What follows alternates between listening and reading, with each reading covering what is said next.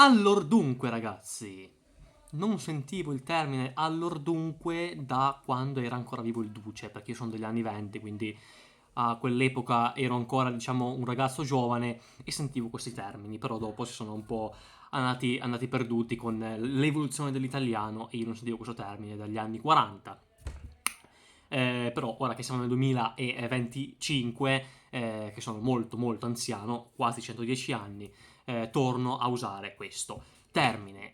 Benvenuti su Spoliticamente Corretto, il mio nuovo canale YouTube in cui si parlerà di politica. Perché si chiama Spoliticamente Corretto? Perché chiamarlo politicamente scorretto era troppo semplice e quindi cosa ha fatto il genio qua? Ha invertito le due lettere. Sì, o la fantasia dei sovietici quando chiamavano le città allo stesso modo dei leader tipo Stalingrado, Leningrado. Più o meno la mia fantasia si limita a quello.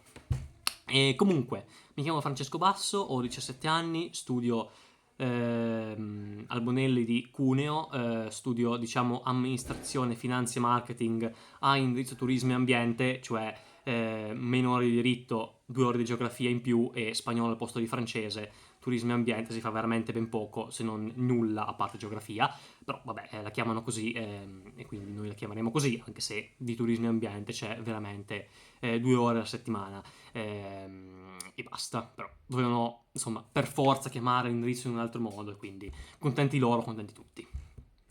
Ehm, e sono molto appassionato di politica, che è un mondo che fa schifo, me ne rendo benissimo conto, però purtroppo questa sfiga di essere appassionato di politica. E su questo canale ne parleremo in maniera politicamente scorretta, cioè io quando c'è da dire una cosa come sta, dico quella cosa come sta.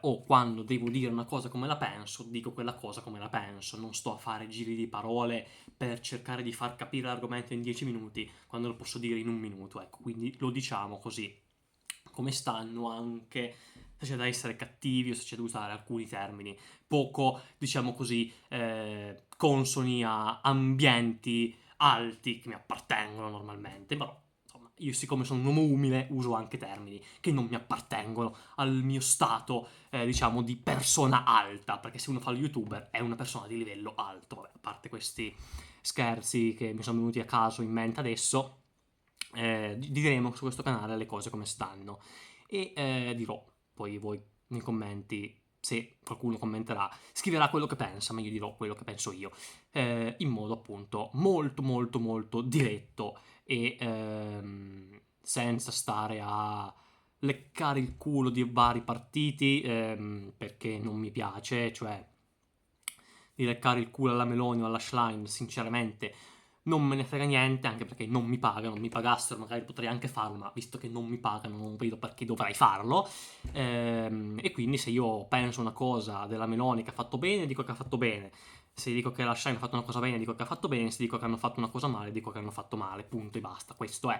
E parleremo di politica chiaramente interna, perché è importante, e anche di politica estera, con le relazioni internazionali. Diciamo che a me non piacerebbe continuare a studiare perché non ne ho voglia, ma se dovessi mai continuare mi piacerebbe fare tipo storia moderna e contemporanea, quindi della seconda guerra mondiale in poi, e relazioni internazionali e geopolitiche per studiare, diciamo, tutti i vari, le varie connessioni che ci sono tra gli stati e che ci sono stati in passato senza andare ai babilonesi, cioè stando comunque nel mondo moderno che ha un senso logico con quello che succede adesso, perché chiaramente quello che è successo l'11 settembre è collegato in parte a quello che succede adesso. Quello che è successo ai babilonesi nel 2000 a.C. non ha nessun collegamento, quindi insomma mi piacerebbe studiare quella parte di storia per poter poi anche arrivare a studiare le relazioni tra i vari paesi, i vari stati e quindi poi dovremmo anche parlare delle guerre,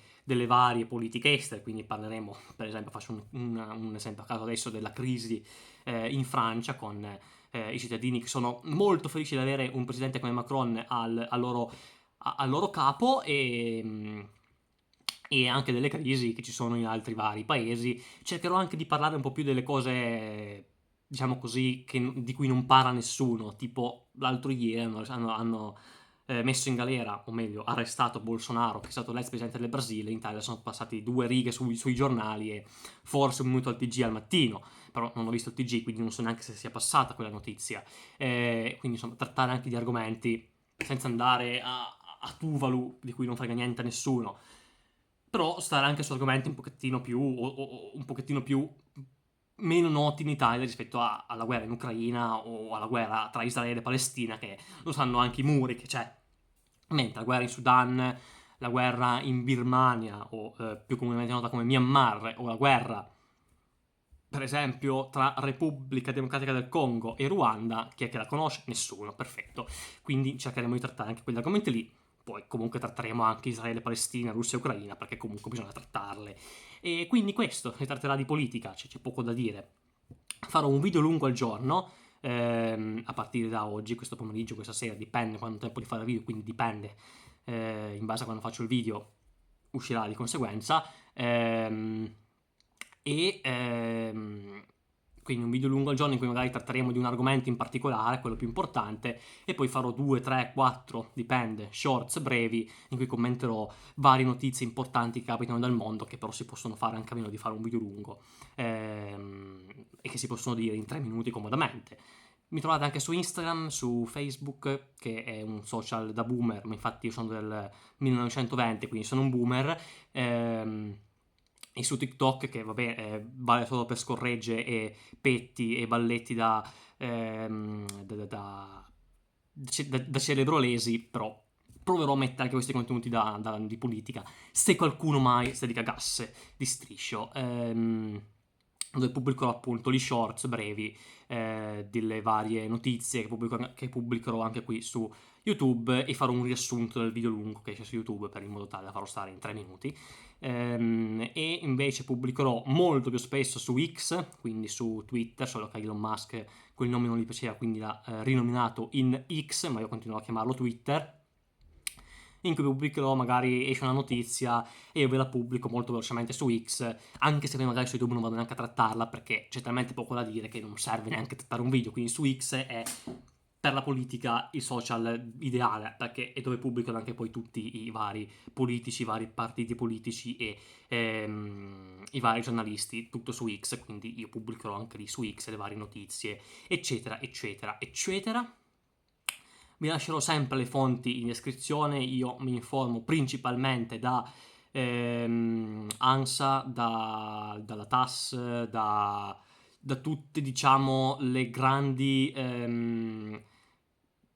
i grandi raccoglitori di informazioni del mondo, perché di leggere la Repubblica o il giornale in cui ti danno le opinioni più che, diciamo così, rivedibili sulle varie cose, io invece leggendo l'ANSA, leggendo la TASS, che è quella Russia, leggendo quella francese che non mi ricordo come si chiama, o leggendo la Société Press, vai, diciamo, a leggere le informazioni come vengono date, senza tantissime opinioni di esperti di vario genere, di cui non mi interessa.